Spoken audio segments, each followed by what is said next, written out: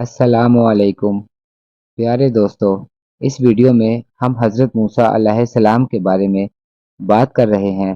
ان کا لقب کلیم اللہ ہے اور ان کا شمار ان چند نبیوں میں ہوتا ہے جن نبیوں کا ذکر قرآن پاک میں بار بار کیا گیا ہے۔ دوستو، واقعہ کچھ اس طرح سے شروع ہوتا ہے کہ حضرت موسیٰ علیہ السلام اللہ رب العزت سے ہم کلام ہونے کے لیے کوہ طور کی طرف جا رہے تھے کہ راستے میں دیکھا سامنے کی طرف سے ابلیس انسانی روپ میں آ رہا تھا۔ آپ علیہ السلام کی نظر جب ابلیس پر پڑی تو آپ نے بڑی کراہت سے منہ دوسری طرف کر لیا اور آگے چلنے لگے۔ یہ دیکھ کر ابلیس آگ بگولا ہو گیا اور موسیٰ علیہ السلام کو مخاطب کر کے کہنے لگا، اے موسیٰ، کس بات کا گھمنڈ ہے آپ کو اور کس بات پر آپ اتنا اترا رہے ہو؟ جہاں تک میرا اندازہ ہے کہ آپ کو اس بات کا گھمنڈ ہے کہ آپ اللہ کے نبی اور میں دھتکارا ہوا ہوں، اور شاید آپ کو لگتا ہے کہ آپ جنت میں ہوں گے اور میں دوزخ کی آگ میں جلوں گا۔ اگر آپ ایسا سوچ رہے ہیں تو آپ کے علم میں اضافے کے لیے بتا دوں کہ میں آپ سے پہلے جنت میں چلا جاؤں گا اور شاید آپ میرے بعد جنت میں جائیں گے۔ موسیٰ علیہ السلام جو کافی دیر سے خاموش ابلیس کی باتیں سن رہے تھے، غصے سے بولے، اے ابلیس، تو جنت میں نہیں دوزخ میں جائے گا۔ ایسا ہو ہی نہیں سکتا کہ تو بدبخت آدھی سے زیادہ انسانیت کو گمراہ کر کے دوزخ کی طرف دھکیل دے اور خود جنت کے مزے لے۔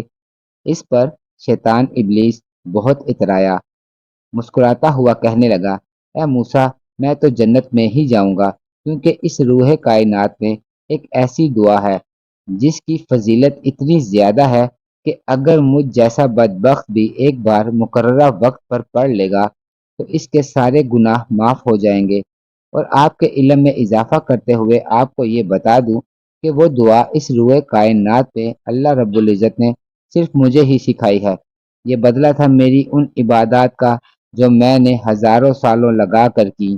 مختصر یہ کہ جب حساب کتاب کا وقت ہوگا، روز محشر میں یہ دعا میں فوراً پڑھ لوں گا اور بنا حساب کتاب کے جنت میں آپ سے پہلے داخل ہو جاؤں گا۔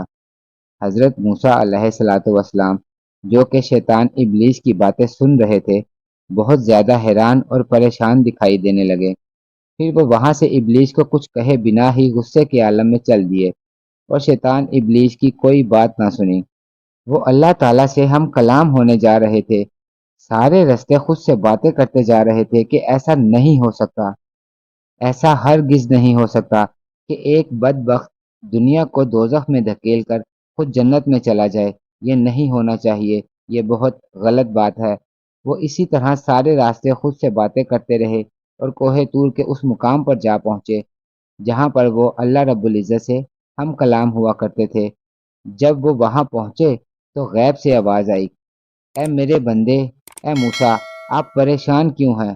تب موسیٰ علیہ السلام نے ابلیس شیطان کے ساتھ ہونے والی ساری گفتگو اللہ رب العزت کے سامنے بیان کر دی اور پھر سے کہنے لگے کہ اے دونوں جہان کے پیدا کرنے والے رب ذوالجلال، ایسا نہیں ہو سکتا کہ شیطان جنت میں چلا جائے۔ اللہ رب العزت نے موسیٰ کے سوال کا جواب دینے کی بجائے الٹا ان سے پوچھ لیا، اے موسیٰ، تمہارا نام کیا ہے؟ موسیٰ علیہ السلام سوچنے لگے کہ میرا نام کیا ہے۔ جب وہ اتنا سوچنے کے بعد بھی اپنا نام نہ بتا سکے تو اللہ رب العزت نے دوبارہ پوچھا، اے موسیٰ، تمہارا نام کیا ہے؟ اب کی بار موسیٰ علیہ السلام پھر سوچتے رہے کہ ان کا نام آخر ہے کیا۔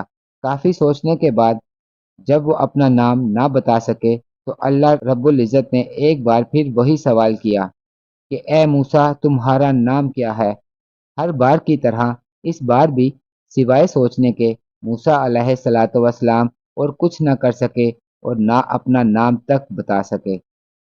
اللہ رب العزت نے ہر سوال میں موسیٰ علیہ السلام کو ان کے نام سے پکار کر سوال کیا تھا، لیکن اپنا نام سننے کے باوجود وہ اپنا نام بھول گئے، اور 3 بار پوچھنے کے باوجود جب وہ اپنا نام نہ بتا سکے تب اللہ رب العزت نے فرمایا، اے موسیٰ، جس طرح سے میں نے آپ کے دماغ اور آپ کے وہم و گمان سے آپ کا نام نکال لیا، اسی طرح روز محشر میں ابلیس کے ذہن اور وہم و گمان سے وہ دعا نکال دوں گا اور وہ دعا نہیں پڑھ پائے گا۔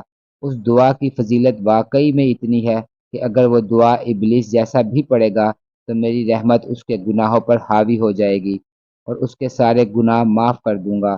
لیکن آپ پریشان نہ ہو، اسے وہ دعا ہی پڑھنے نہیں دوں گا۔ یہ سننا تھا کہ موسیٰ علیہ الصلاۃ والسلام خوش ہو گئے اور کہنے لگے، اے میرے رب، میں تجھ سے راضی ہو گیا، تو مجھ سے راضی ہو جا، اور پھر وہ خوشی خوشی واپس آ گئے۔ تو دوستو، کیسی لگی آپ کو یہ کہانی؟ ویسے اس کہانی میں ایک سبق پوشیدہ ہے، وہ یہ کہ اللہ رب العزت ہی کل کائنات ہے، وہی ہر شے پر قادر ہے۔ کبھی بھی انسان کو صرف اپنے آپ پر اور اپنی کوششوں پر بھروسہ نہیں کرنا چاہیے، کیونکہ ہوگا تو وہی جو اللہ رب العزت چاہیں گے، آپ چاہے کتنے بھی پرفیکٹ کیوں نہ ہو، آخری فیصلہ اللہ رب العزت کا ہی ہوگا۔ خوش رہیں، آباد رہیں، اور اپنی دعاؤں میں یاد رکھیے گا۔ اللہ حافظ۔